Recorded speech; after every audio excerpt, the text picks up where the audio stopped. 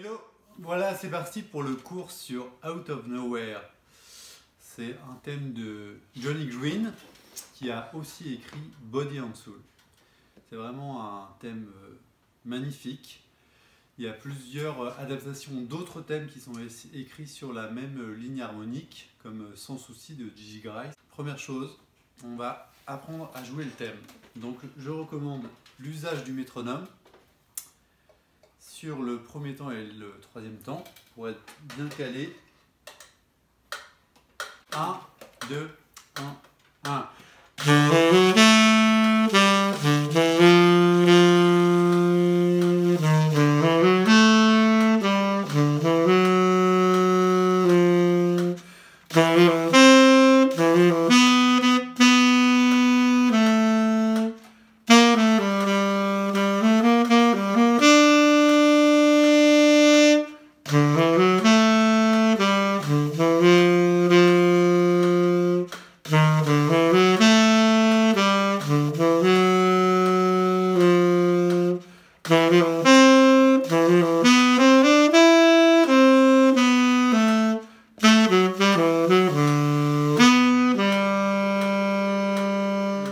Pour nous, il est en La majeur.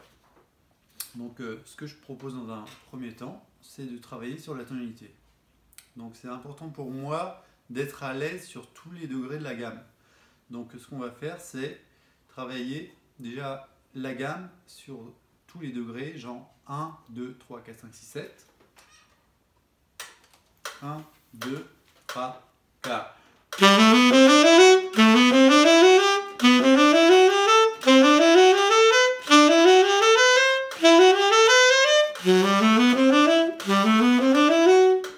Voilà, quand ça marche plus, je passe à l'octave. Alors maintenant, on va faire la même chose en descendant.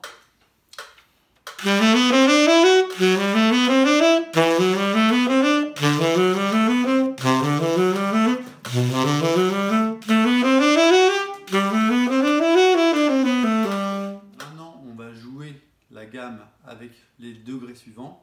1, 4, 7, 3, 6, 2, 5, 1.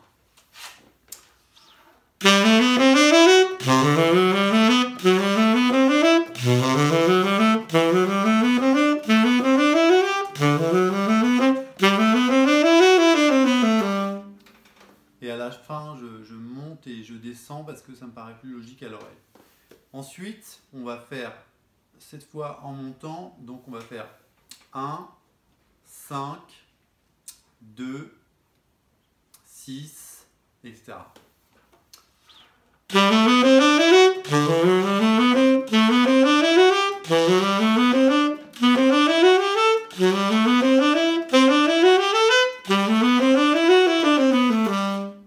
Voilà, c'est vraiment intéressant d'utiliser des enchaînements qui ne sont pas habituels parce que comme ça nous permet vraiment d'acquérir bien la gamme.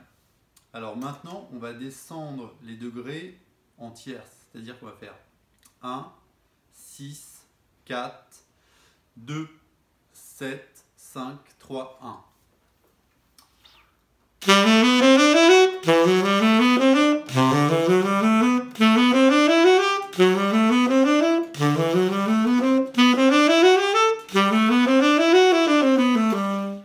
Voilà. De cette façon, on a 4 chemins pour aller de la tonique du premier degré au premier degré. Ça, c'est vraiment intéressant de travailler les gammes de cette façon-là. J'aime bien travailler des formes sur une gamme pour créer des phrases en fait. Alors la première phrase, c'est celle-là.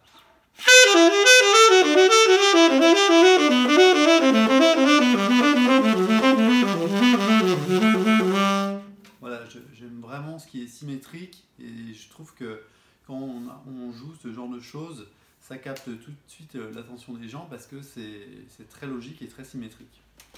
Alors deuxième phrase.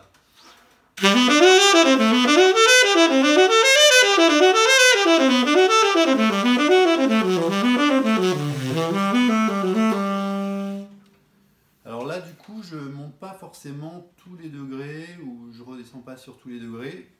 Je navigue dans la gamme et là je monte pas plus haut, je pourrais le faire, mais là je vais pas trop dans le registre du saxophone pour que ce soit plus facile. Troisième phrase.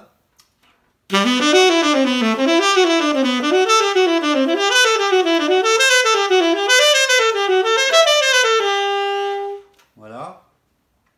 Alors, quatrième phrase. Là, volontairement, je commence par la quinte pour avoir plus d'ampleur par rapport à ma phrase.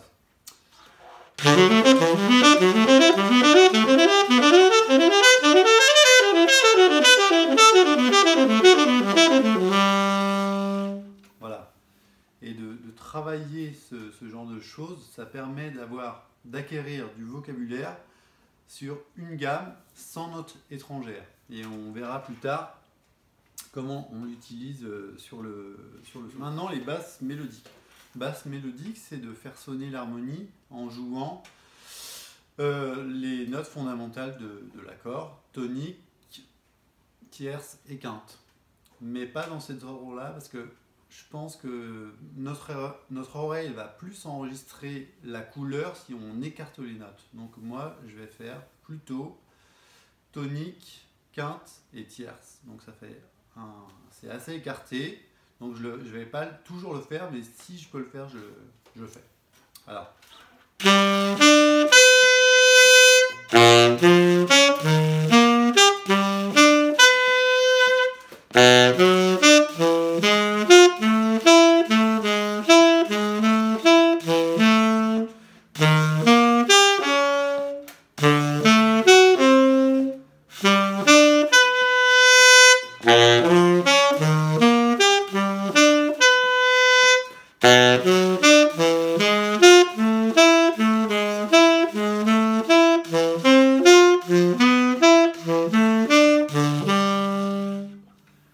Voilà, et puis là j'ai choisi un rythme spécifique, noir pointé, noir pointé, noir, da, da, da.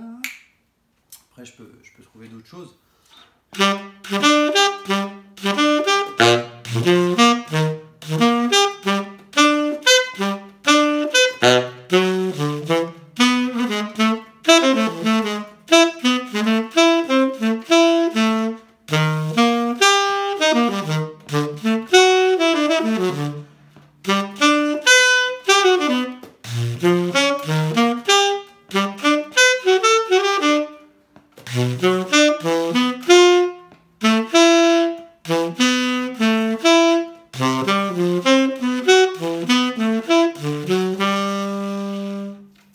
Le truc, c'est vraiment de jouer tonique, tierce et quinte. Et il y a plusieurs moments, j'ai failli faire une phrase, même si ce n'était pas le but de l'exercice, mais c'est pour montrer que quand on joue ce genre d'exercice, on entend des choses qui vont avec.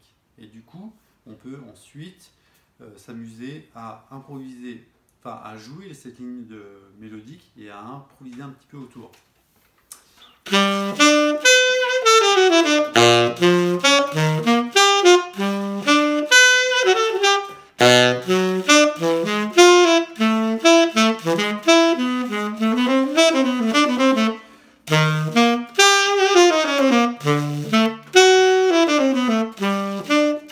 Voilà, etc. Et du coup, on entend très facilement des phrases. Voilà. L'exercice suivant, c'est le guideline. Alors ça, je trouve que c'est très très très important parce que ça sert vraiment à faire entendre le passage de la septième à la tierce pour un accord mineur qui va sur un accord de dominante et qui explique aussi finalement le rôle de l'accord mineur. En fait, pourquoi on dit 2, 5, 1 égale 5, 2, 5 égale 5, parce que en fait ce do mineur il n'existe pas vraiment par rapport au degré, aux fonctions des degrés. Ce do mineur c'est un peu comme un accord 7 mais sus4, sauf qu'on a changé la basse. Et du coup, si on a un accord sus4 et un accord 7, alors on aurait sol sus4 et sol 7 par exemple. et on aurait ce Do qui va sur le Si. Et ça, c'est vraiment un truc qui sonne à bloc et qu'il faut qu'on s'habitue à jouer. Alors, on y va. Donc sur les accords majeurs, ce que je fais, c'est que je fais septième et sixte. Ça aussi, c'est vraiment un truc très très logique. Et sur les 2/5, je fais septième qui va jusqu'à la tierce. Pour les accords mineurs, là j'ai décidé de faire septième mineur, sixte. 3, 4.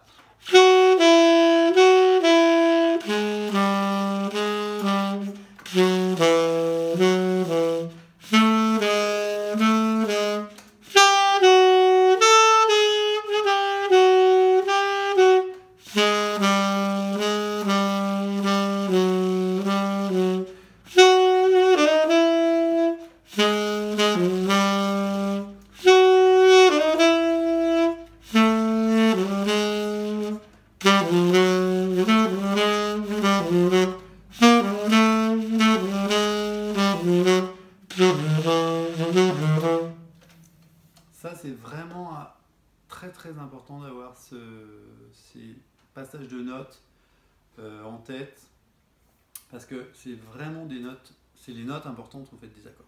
Voilà. Alors après, on peut s'entraîner en jouant la tonique par exemple de l'accord et ensuite de faire ces notes-là.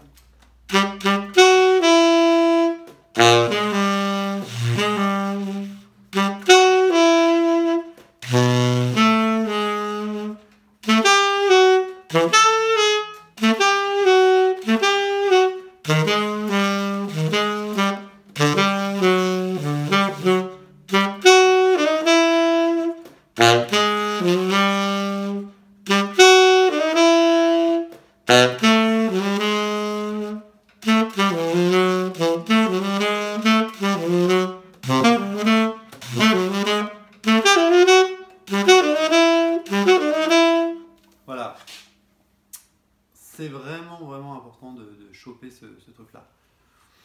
Alors ensuite, un outil indispensable, c'est les outils harmoniques de Barry Harris. C'est-à-dire que Barry Harris nous montre en fait quelle phrase faut jouer pour faire sonner les accords. Donc pour les accords majeurs ou les accords de dominante, on va de la tonique à la septième.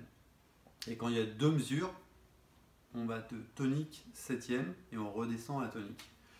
Pour les accords mineurs, on va jusqu'à la quinte. On pourrait aussi aller jusqu'à la sixte, mais là je préfère rester jusqu'à la quinte, parce que c'est un des fondamentaux qu'il faut savoir faire. Et pour faire sonner les 2/5 mineurs ou les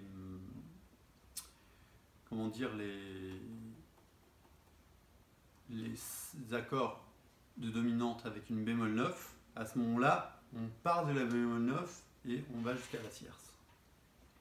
Alors ce que j'ai fait aussi dans ce morceau-là, c'est que à la septième mesure du morceau, on a Do dièse mineur, Fa dièse 7, bémol 9. Alors du coup, sur ces deux mesures-là, on a le choix de jouer un 2/5 mineur ou bien de considérer le Do dièse mineur 7 comme un La majeur. Pourquoi on le considère comme un La majeur? Parce que c'est le troisième degré et que la fonction du troisième degré, c'est la même, c'est la fonction de tonique, donc premier degré.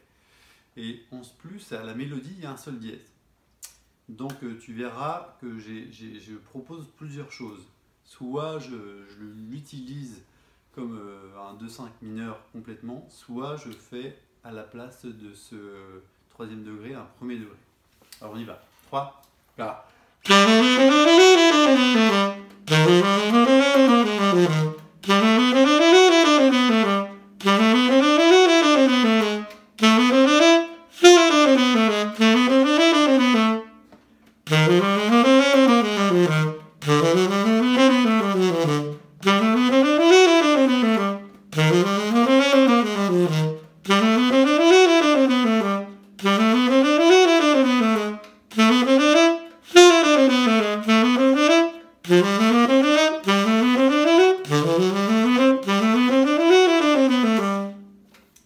Voilà, et tu peux voir savoir qu'à la fin, sur le 3, 6, 2, 5, 1, sur Do dièse, Fa dièse, Si, Mi, La, à la place de Do dièse et Fa dièse, je joue La majeur. Pourquoi je joue La majeur? Parce que Do dièse, je l'ai dit tout à l'heure, c'est un troisième degré, et qu'un troisième degré, c'est fonction tonique, donc La majeur. En plus, le fait de faire sonner le premier degré sur cette mesure-là, ça sonne parfaitement. Ça veut dire qu'en fait, on n'est pas obligé toujours de jouer tous les accords. Ce qui est important, c'est de jouer la tonalité, et après, on rentre plus à l'intérieur des enchaînements d'accords. Mais on n'est pas obligé de le faire. Et c'est pas parce qu'on ne joue pas complètement le 3, 6, 2, 5 de fin qu'on ne va pas bien faire entendre l'harmonie. L'harmonie, on l'entend quand même. Alors, on continue. Donc là, ce que je propose, c'est de faire une phrase pour chaque accord. J'invente une phrase pour chaque accord. Et ce que je vais faire dans un premier temps, c'est des phrases qui commencent par la tonique. Pour moi, c'est vraiment important qu'elles commencent par la tonique, parce que ça me fait vraiment entendre l'harmonie du morceau. Et en fait, qu'est-ce que je veux? C'est mes oreilles, elles enregistrent les couleurs de chaque accord pour que je puisse improviser un peu de façon libre, mais avec, je sais à quelle couleur correspond chaque accord, et du coup je vais pouvoir entendre des choses dessus. Voilà. 3, 4.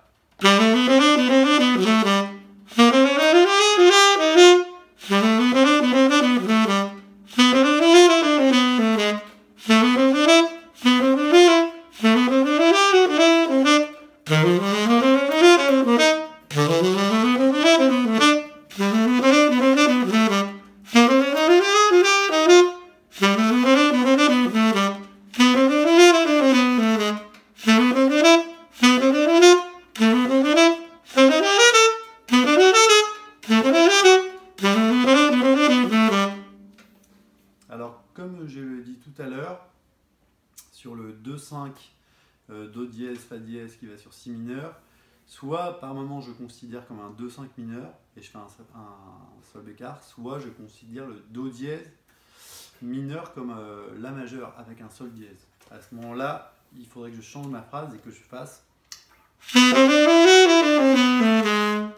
Mais c'est vraiment un détail, c'est-à-dire que si tu joues le Sol bécard, ça marche, si tu joues le Sol dièse, ça marche aussi. Si tu joues le Sol bécard, pourquoi ça marche? Parce que on va sur le mineur. C'est pour ça que ça marche. Évidemment que si tu joues l'accord et que tu joues le Sol bécard, évidemment là ça va être faux. Mais dans le mouvement, ça marche. Et ça c'est vraiment une donnée aussi très importante, c'est que la musique c'est vraiment l'improvisation, c'est un mouvement, c'est toujours des mouvements d'accords. Alors maintenant, qu'est-ce que je vais faire? Je vais lier deux accords. Alors, je ne l'ai pas dit, mais chaque exercice est un exemple de ce qu'il faut faire, mais après, c'est à toi de trouver tes propres phrases. Par exemple, là, j'ai fait des phrases sur chaque accord. Donc là, je peux m'entraîner à trouver d'autres phrases.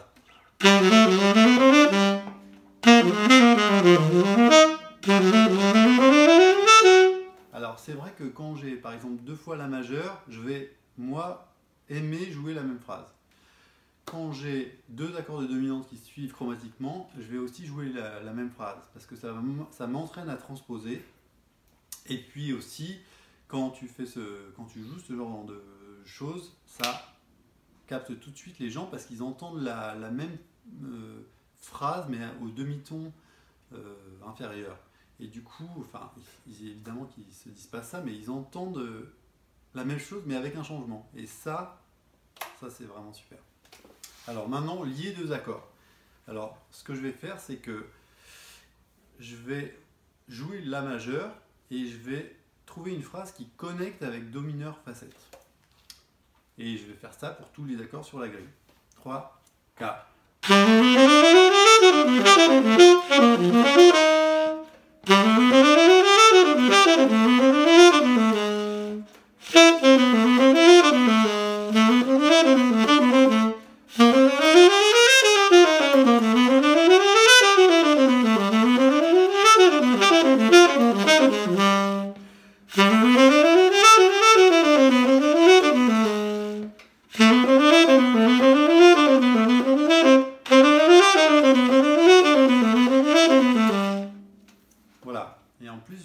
que la dernière phrase que je fais sur le 3-6 de 5-1, elle est vraiment super. Parce que je joue que la tonalité, alors que si j'isole les accords comme ça, comme souvent les gens le font, eux quand ils voient Do dièse mineur et Fa dièse 7, ils vont se dire ouais c'est Si majeur. Mais moi je me dis pas ça, je me dis on est en La majeur. Et du coup je joue La majeur. Et pourtant je tombe sur des notes qui font sonner l'accord. Voilà, ça c'est important. Alors un autre exercice que je propose aussi, c'est de commencer par la quinte. Commencer par la quinte, c'est aussi un bon exercice. En fait, commencer par la tonique et par la quinte, c'est vraiment bien parce que la quinte, généralement, elle donne de l'élan à la phrase. 3, 4.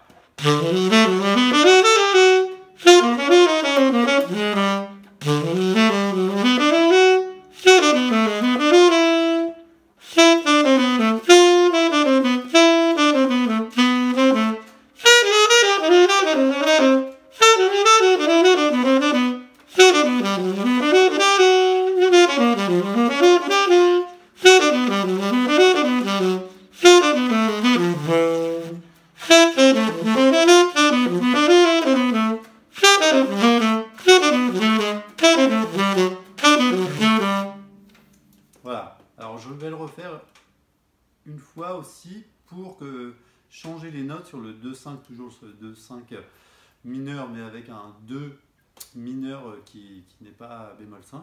Donc je vais le refaire avec le Sol dièse. Et là tu vois aussi que moi j'aime bien compartimenter. Toutes les deux mesures, pour moi, c'est vraiment un secret qui permet vraiment d'être très clair dans sa tête par rapport à la couleur de chaque accord et à la phrase qu'on développe dessus. 3, 4.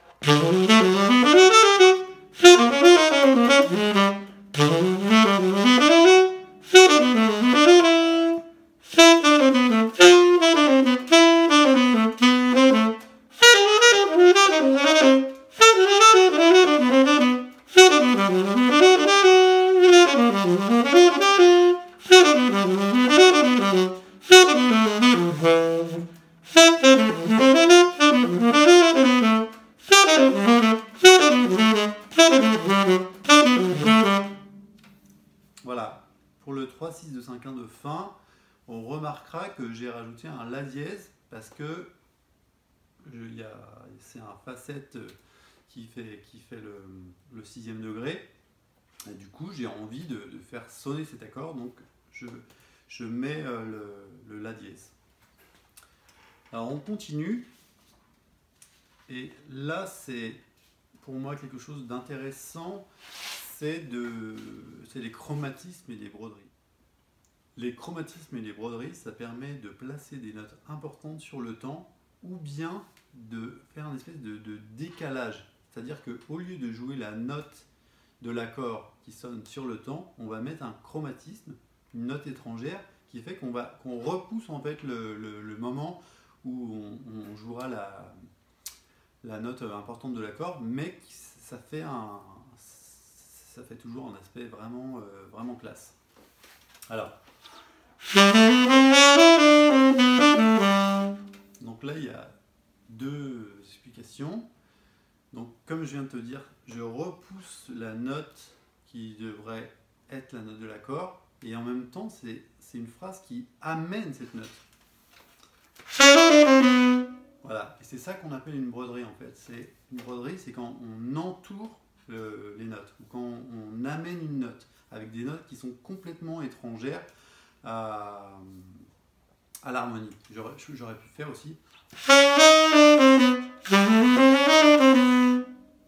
Ce qui est important, c'est d'amener la note.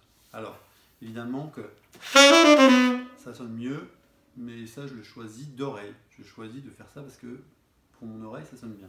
Donc je te joue l'exercice que j'ai écrit et ensuite on explique. 3, 4.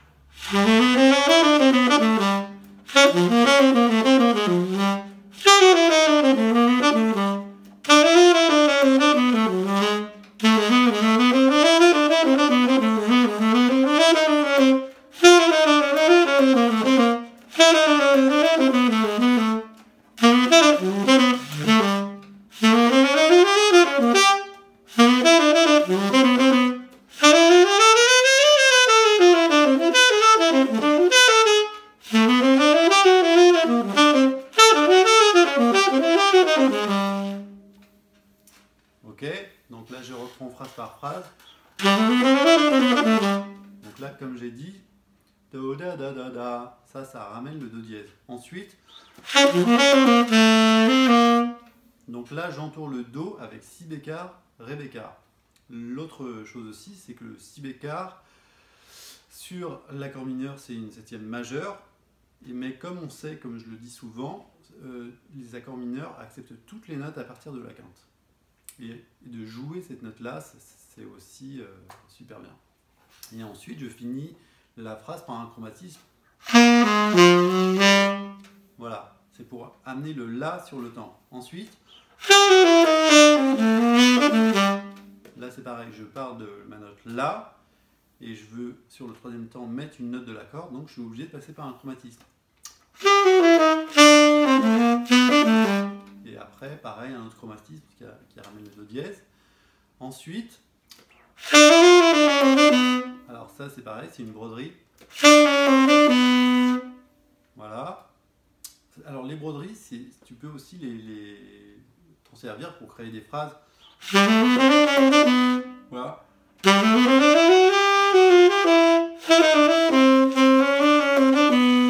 Voilà.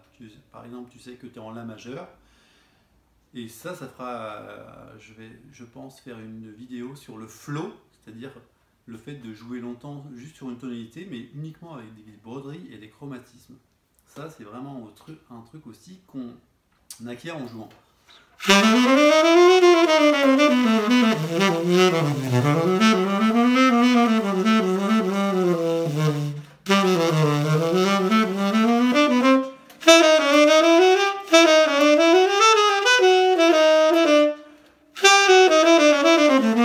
Voilà, tu vois, là, je joue en la majeur et j'essaye de mettre les notes de l'accord sur le temps.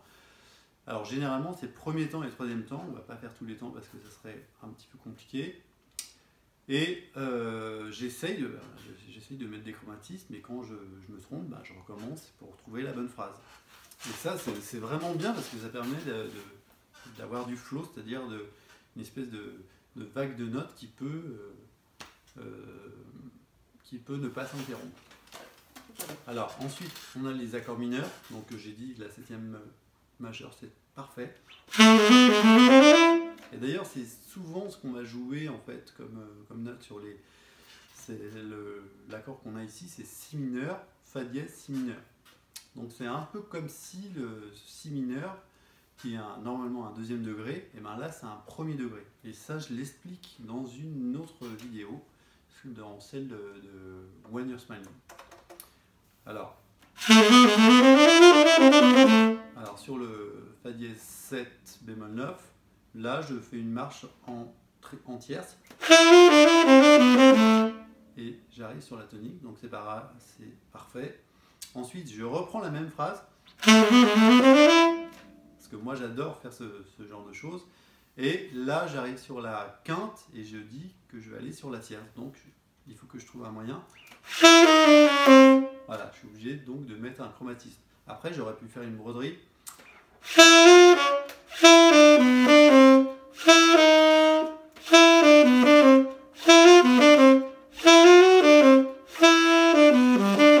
Bon, celle-là c'est quand même vraiment la meilleure solution. Ensuite, j'arrive sur les accords de dominante. Donc, il y a des règles de chromatisme sur les accords de dominante, et je sais que si je pars de la 9e et que je vais aller sur la 7e, il va falloir que je mette deux chromatismes. Voilà. Donc là ça marche, donc après j'ai un autre accord de dominante, donc je fais exactement la même chose. Maintenant on revient sur la majeure, et là je fais des broderies, c'est-à-dire que c'est carrément, il y a 3 notes pour mettre en valeur la note de l'accord. Ça là, c'est de l'or. Cette phrase là en fait elle est tirée, tu vas voir, d'un solo que j'ai relevé de Larry McKenna, et vraiment ça c'est très beau. Alors pour acquérir ce genre de phrases, il faut les bosser et les jouer. Alors ensuite,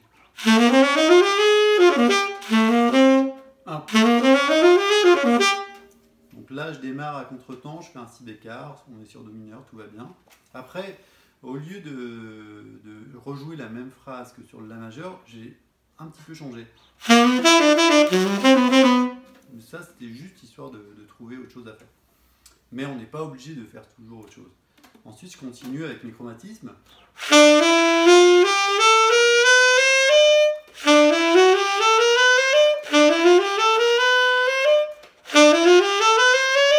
Ouais, je pense que ça c'est mieux. Ouais, je pense que je vais changer la phrase et que je vais changer le chromatisme. Voilà. Alors, j'avais écrit au début, mais mon oreille me dit que l'autre est mieux. Donc, c'est l'oreille qui a raison. Je vais changer de phrase. Voilà, ça c'est chouette aussi. C'est-à-dire que j'inclus la septième majeure sur mon accord mineur. En fait, c'est juste une approche de la tonique. Et voilà, après, un chromatisme. Même pas, on pourrait appeler ça un chromatisme diatonique. Ensuite, alors là c'est pareil, je fais des approches. Ça c'est vraiment des approches chromatiques.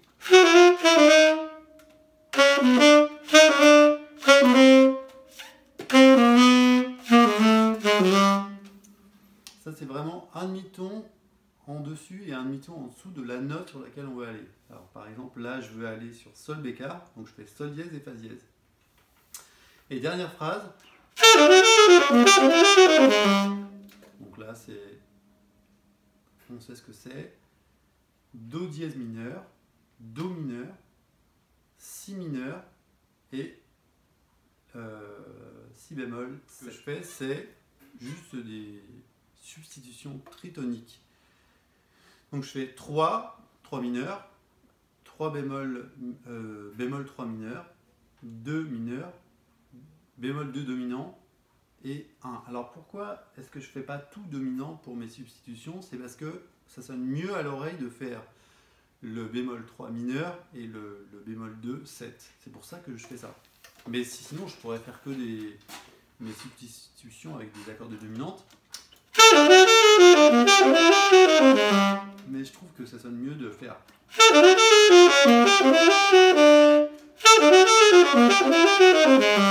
Voilà, là je trouve que vraiment ça parle et ça sonne bien.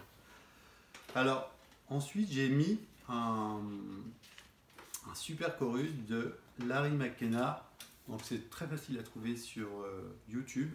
Larry McKenna, Out of Nowhere.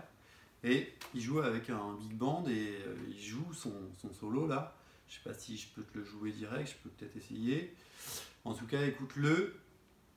Les phrases sont vraiment sublimes. La première fois que j'ai écouté ce solo, je me suis dit il faut absolument que je relève. Et du coup, le fait de faire cette vidéo, bah, allez, je l'ai fait. Donc il y a vraiment une grille de solo. Après, le big band reprend et après, il refait quelques parties de solo, peut-être je rajouterai quelques phrases. Le solo est facilement trouvable sur YouTube. Donc Larry McKenna, Out of Nowhere. Alors, je vais jouer les deux dernières mesures avant le stop chorus, parce qu'il y a un stop chorus, donc ça va faire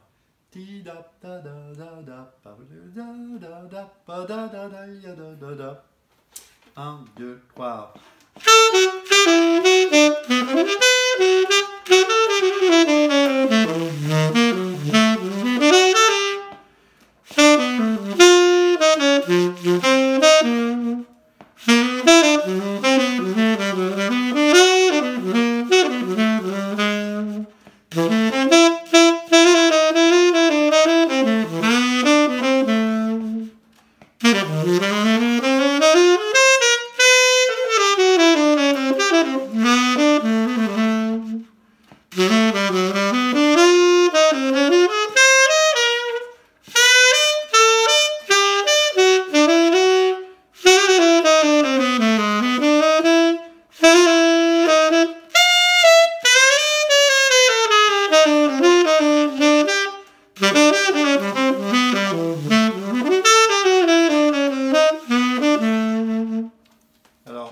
la fin de son solo, ça change de tonalité. Donc la phrase va pas jusqu'au bout, mais moi là, je t'ai fait une résolution.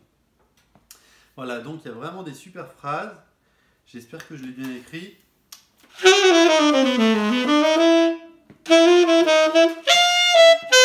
Ouais, il y a juste cette partie.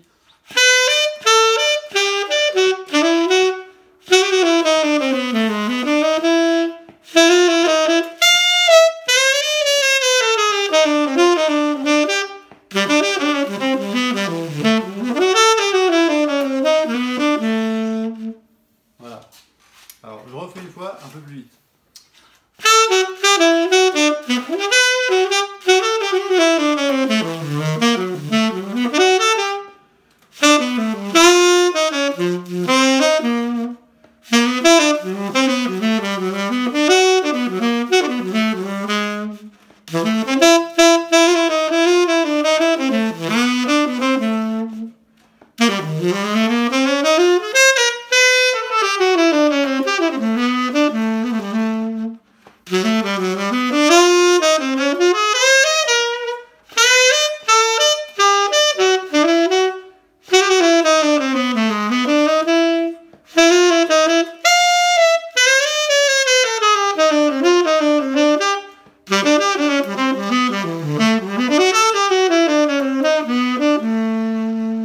Voilà, donc dans ce solo, il y a vraiment plein de super infos. Donc, ce qui est pas mal des fois de... Ce que je fais, par exemple, avec les solos de référence, c'est que je vais jouer le solo, mais je vais transformer les phrases. Par exemple, un...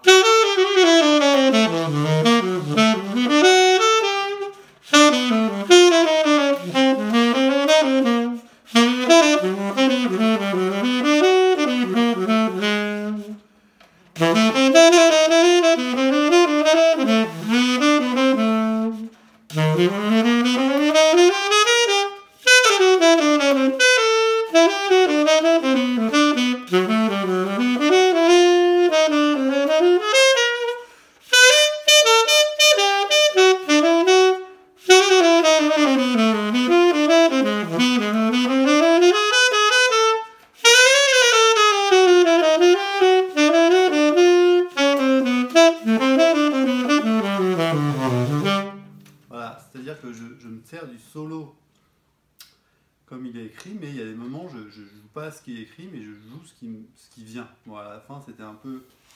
J'ai voulu essayer de faire un truc et du coup, ça n'a pas marché, mais c'est pas grave, je refais. Je reprends sur la deuxième partie du solo. Alors, 1, 2, 3, 4.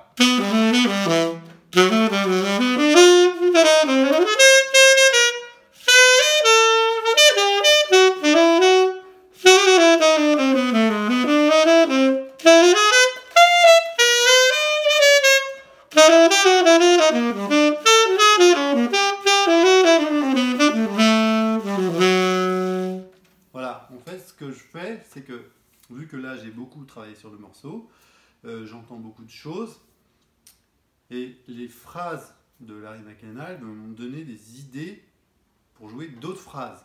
Et c'est un peu à ça que ça sert finalement les solos, c'est-à-dire que si je joue exactement les mêmes phrases que lui, ça sera une citation à part les phrases globales que tout le monde connaît, du genre les approches chromatiques par exemple. Bon, bah, c'est là, ça tout le monde joue ce genre de phrase. Après, par exemple, un. Bon bah moi je joue jamais ça, je fais. Voilà, moi je vais la jouer comme ça cette phrase là. Mais du coup c'est vraiment bien parce que ça donne plein d'informations sur comment jouer les phrases, ça donne plein d'idées pour jouer les phrases, ça nourrit vraiment le vocabulaire.